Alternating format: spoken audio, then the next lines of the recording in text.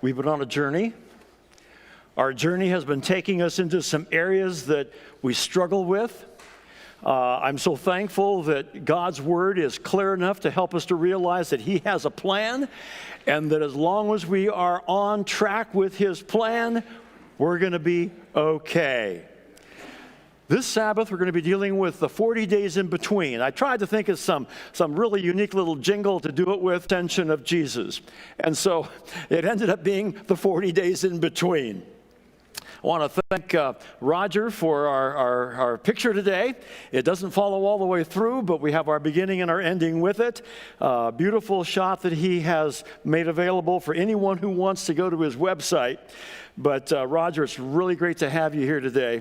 And I see your comments on emails and so forth periodically, and I just want to thank you for being a part of Clearview Church. God bless you, my brother.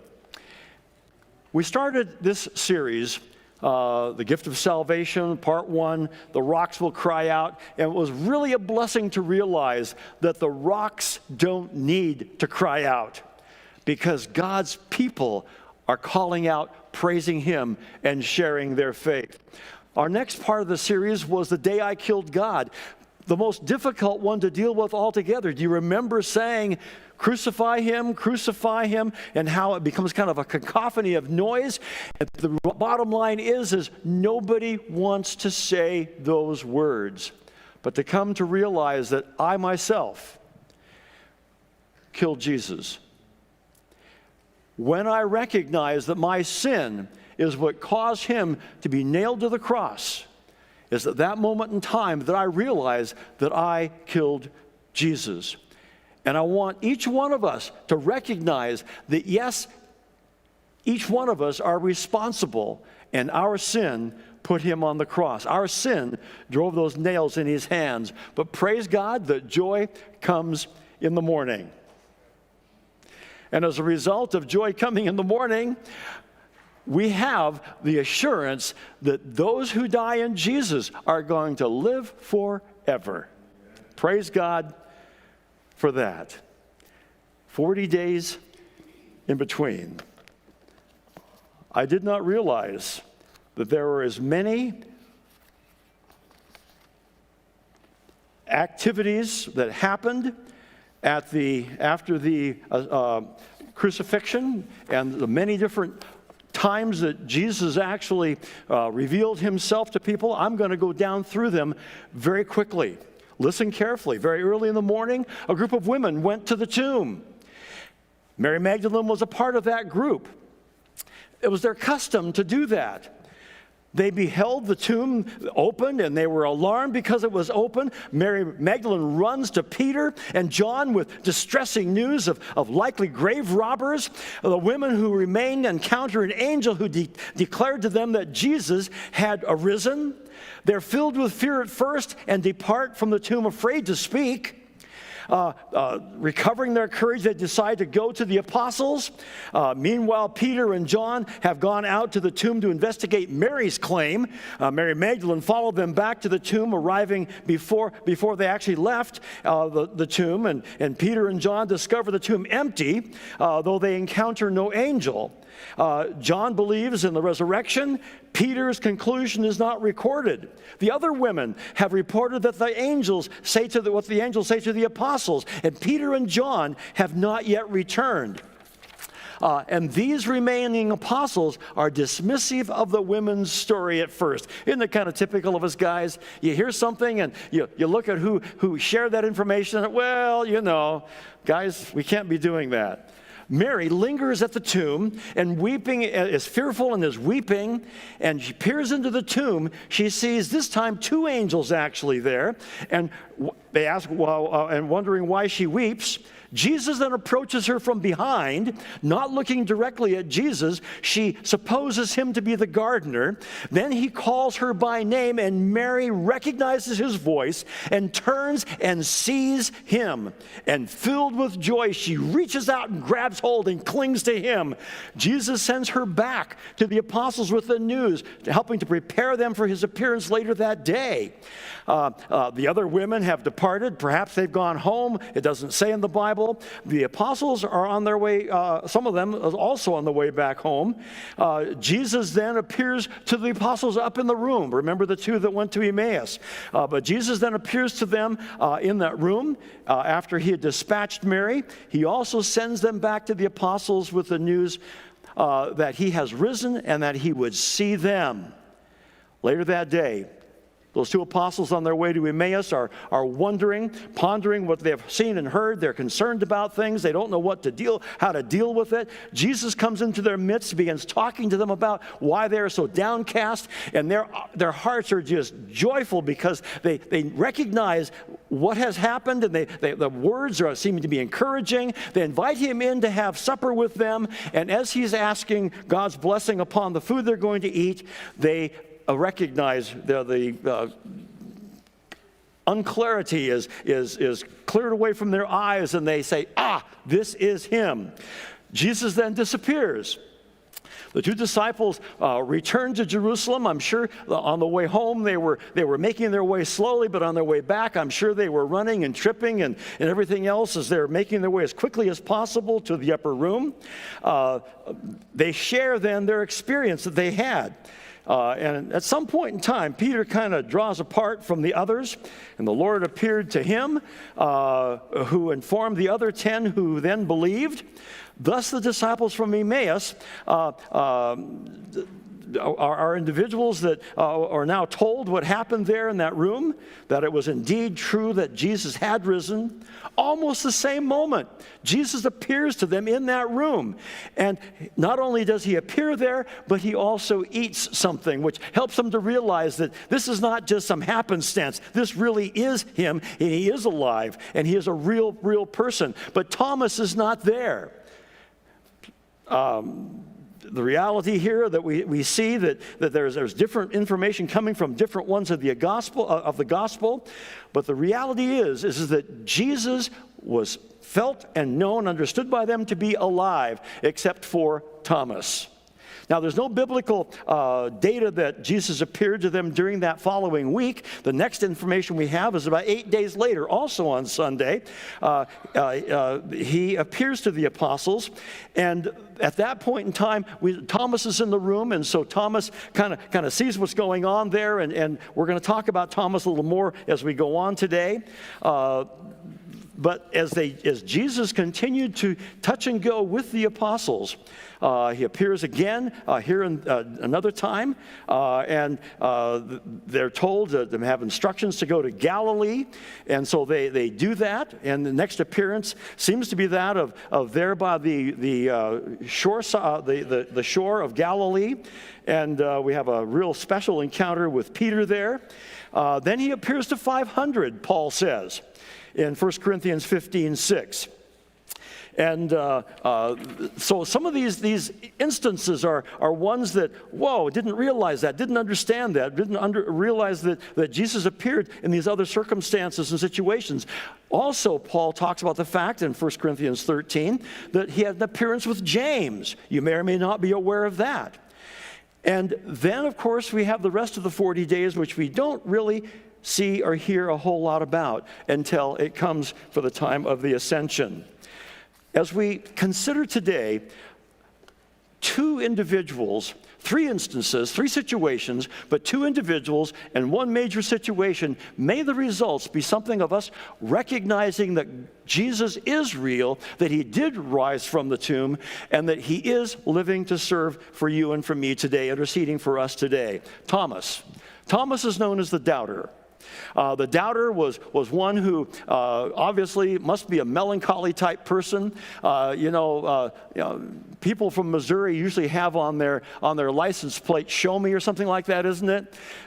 Which I kind of get the idea. It means, if you show me it happened, then I'll believe you. Other than that, we're just a little bit leery of what you might be saying. But he was not there when Jesus appeared the first time to the apostles, the evening of his resurrection. And as a result, doubted. In fact, Scripture says, unless I see in his hands the print of the nails, and put my finger in the print of the nails, and put my hand into his side, I will not believe. I don't know if that sounds like anybody here this morning, or those watching here on the internet this morning with us as well. I don't know if that is you. Every one of us have a little bit of melancholy in us.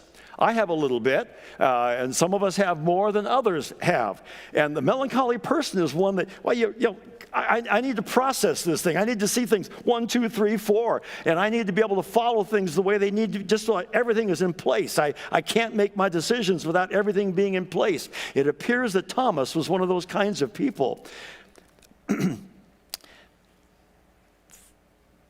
The first day toward the Sabbath, a week later, was the day when Jesus reappeared to the apostles. We have no record of anything in between. The Bible says there in John chapter 20, verse 26, that he stood in the midst and said, "Peace to you." I can only begin to get a sense of how Thomas felt about that. Jesus did something for him that I believe he will also do for you and for me. Jesus could simply have said, well, Thomas, if that's the way it has to be for you, then you're just going to have to make things forward, move forward in your life your own way, because I cannot do all this kind of stuff just because you want it or just because you think you need it. But the bottom line, folks, is Jesus did appear so that Thomas could feel the scars in his hands, put his hand in the side, and sense the scar there as well, and did it for Peter. Are there some things in your life that you're struggling with and you really feel you need to have God do something unique, unusual, or special just for you? Just remember, Jesus did it for Peter. For Thomas, and Jesus will show you as well. But then, of course, Jesus goes on to say, blessed are those who believe without seeing.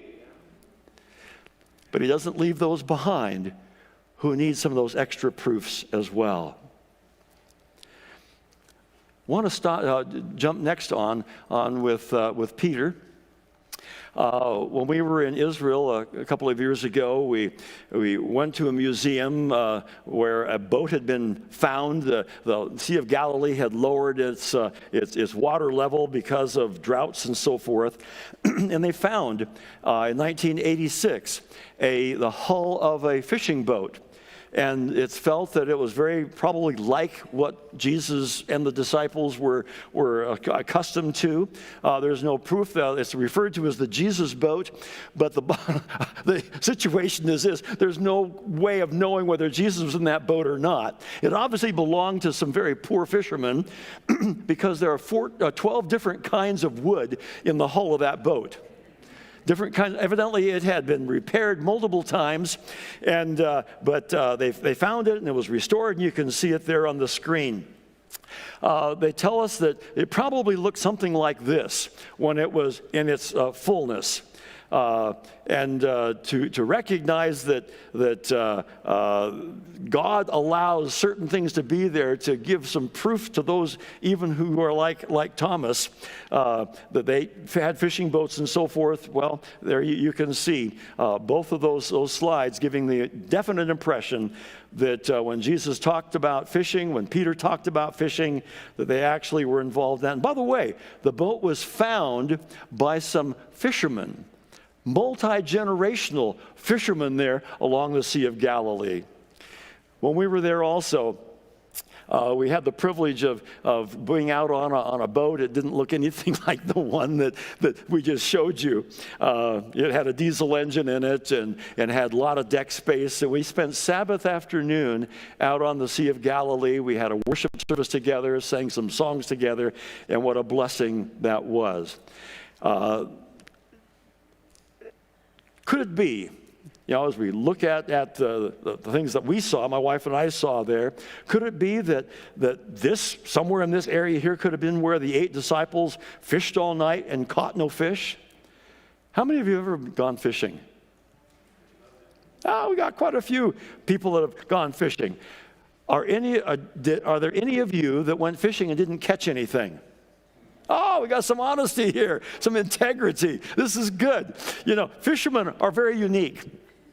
They always want to tell the big stories. They don't want to tell the little stories. And there's this story of this kid that's been out fishing, and he's telling somebody how big a fish he caught. Mom, it was this big, wasn't it, Mom?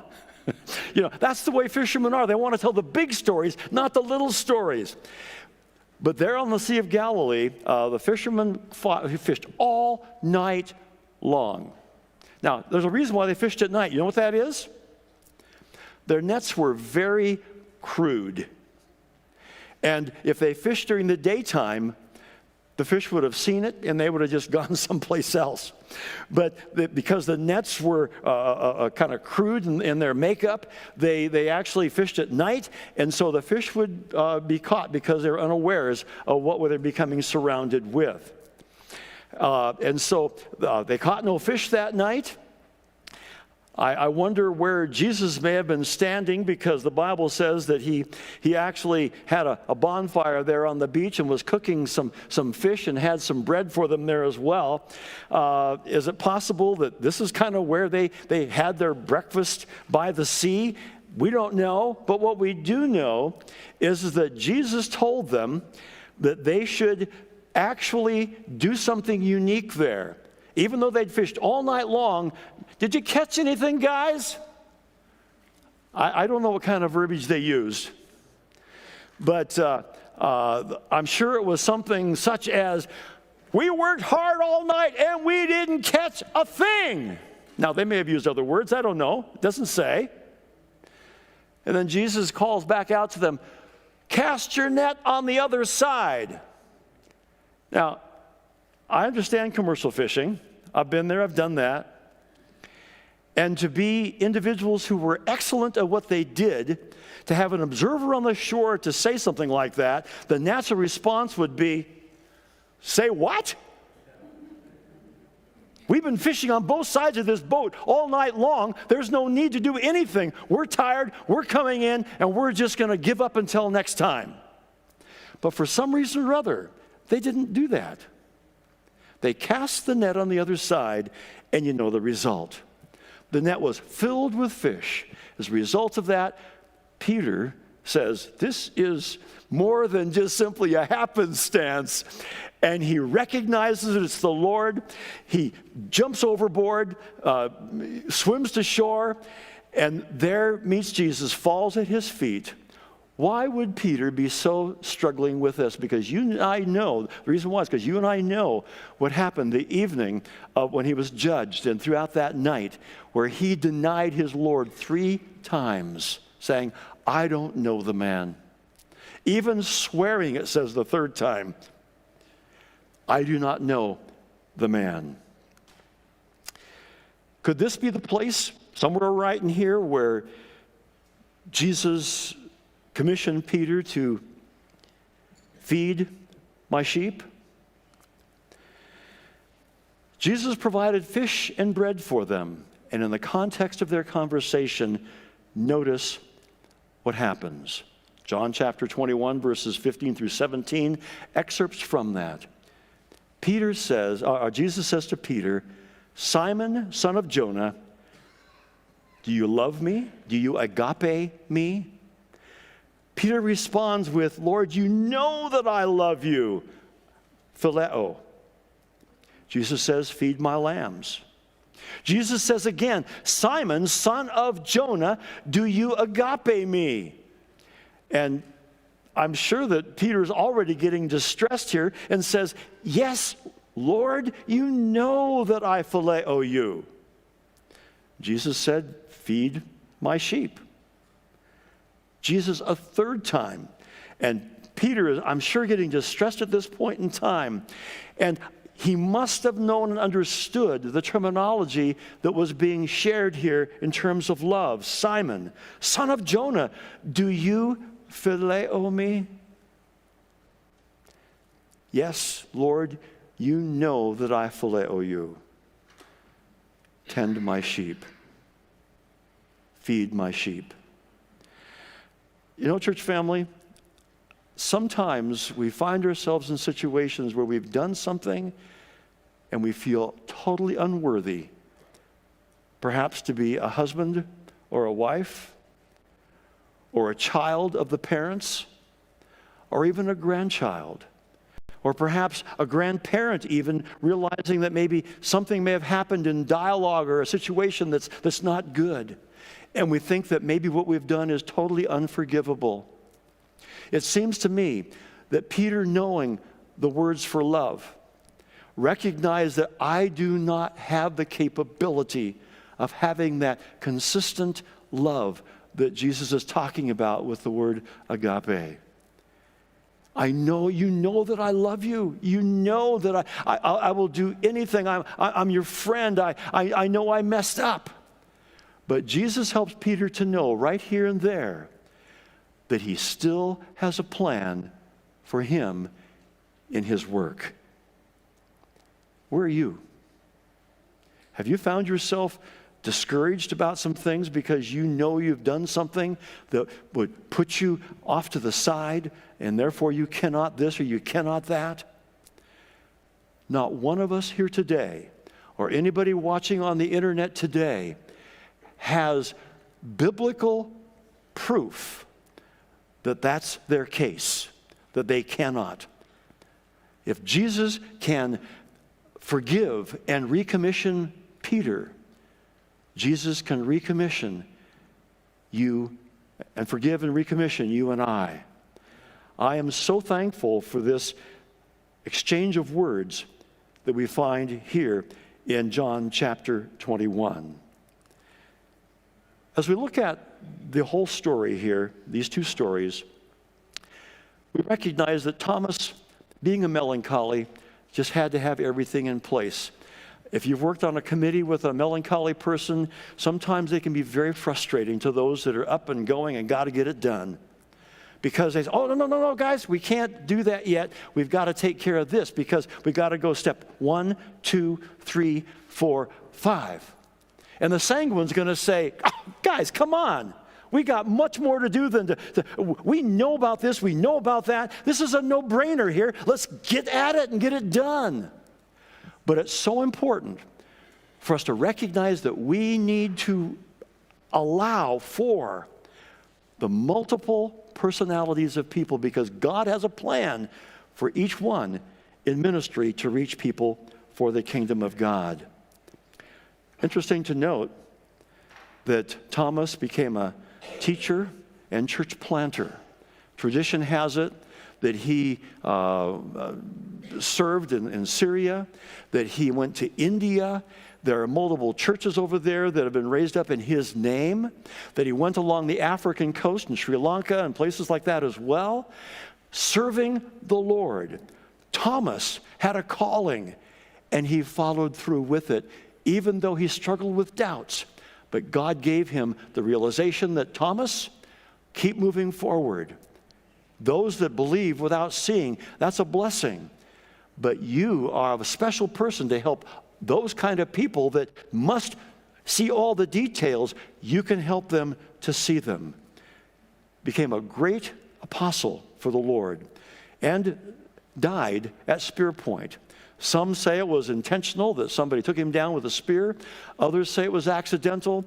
When it comes to those kind of things, the Bible is very quiet about it, and that's where the bottom line is for me.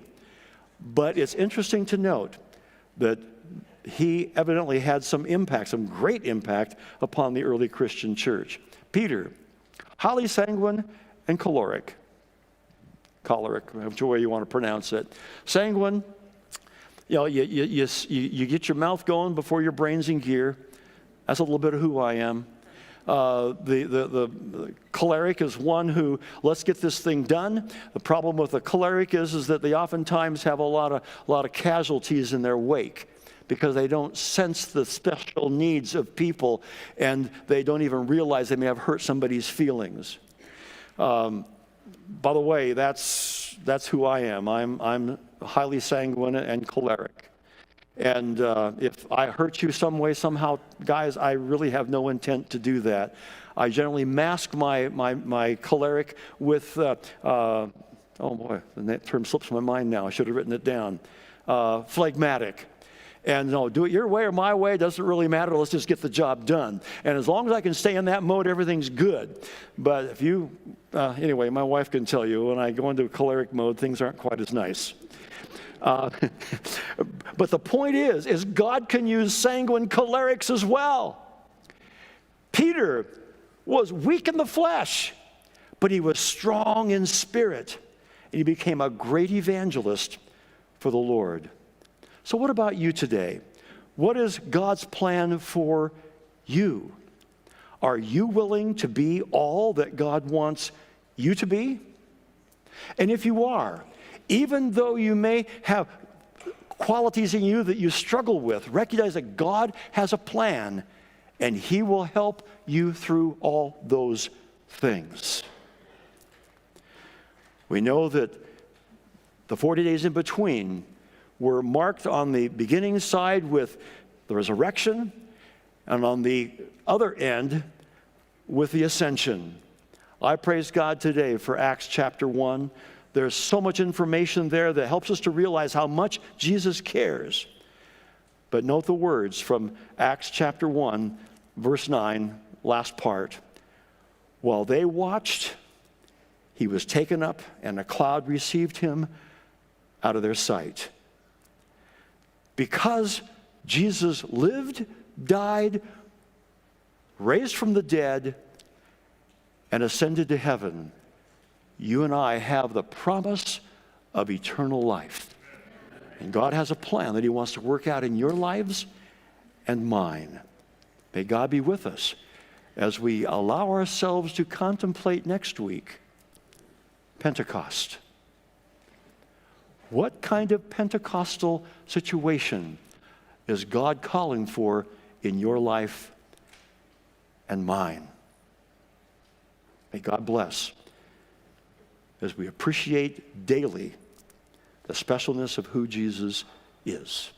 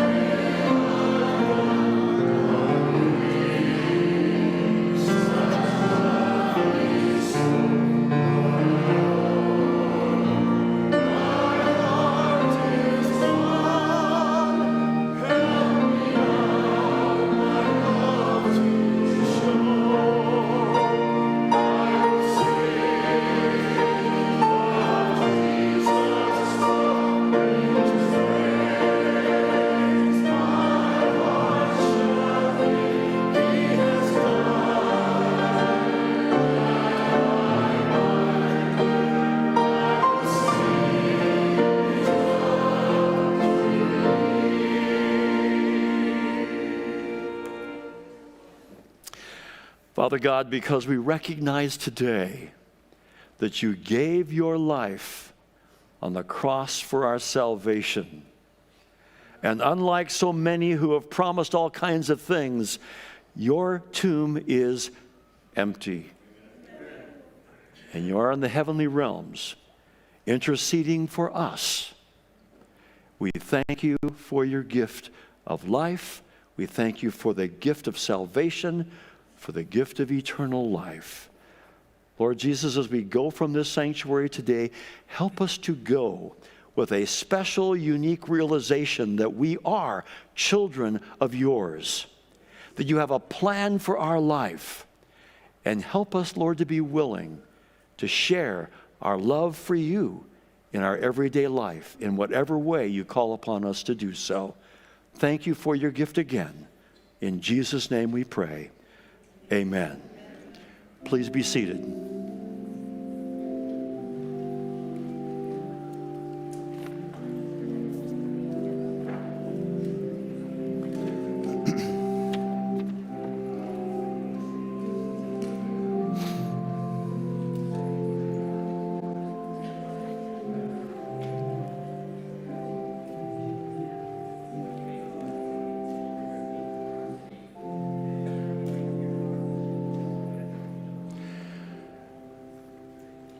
In just a moment, you're going to hear a whistle blow. If we have a true emergency, you know that it's going to come unexpected. But today, everything is 1, 2, 3, 4. Remain calm. Exit according to rows. Meet at the solar panel in the back or the garden over on this side. And please stay for the count.